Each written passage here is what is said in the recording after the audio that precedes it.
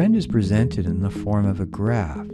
So in this case, it may be a little harder to figure out what the trend is. One of the things you can do is realize that going from lithium through to neon is going across the periodic table. And again, going from sodium to argon is also going across the periodic table. Going from potassium to krypton is also across the periodic table. So lithium to neon, that's the second period. Now you can see that the overall trend is the ionization energy increases. Going from sodium to argon, overall the ionization energy also increases. Going from potassium to krypton in the fourth period, overall the ionization energy increases. Now you can see that there are some, in a sense, repeating patterns of dips, and we will refer to those a little bit later. But overall, the trend across the periodic table is that the ionization energy increases. Now let's consider going down the periodic table. Now this is a little bit harder to pick out than simply looking at ball diagrams and seeing that the balls get larger or smaller, because we have to, in a sense, look at some numbers here. So if we look, for instance, from helium to neon to argon to krypton, we're going down the periodic table. And you can see what happens to the ionization energy. In fact, goes down, or going down another column, let's say the column of the alkali metals, lithium, sodium, potassium. Again, down the periodic table, it shows that the ionization energy also goes down. So that should be our conclusion.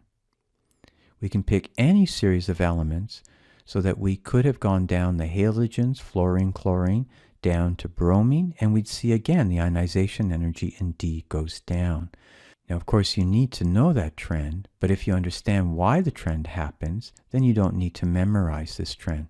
So let's go through the process of developing an explanation why this trend happens. So again, I'm scaffolding it in the same way that we scaffolded the explanation for the atomic radius trend. So across the periodic table, the nuclear charge, of course, increases. As I mentioned, this is always your first statement in explaining trends across the periodic table. It sets everything else to flow out in a reasonable explanation. The nuclear charge increases. Well, what happens when the nuclear charge increases? Well, of course, there's a greater force of attraction between the valence electrons and the nucleus. And as a result, as you might imagine, if there's a greater force of attraction, then the energy required to remove an electron will be greater. So the first ionization energy indeed would be greater.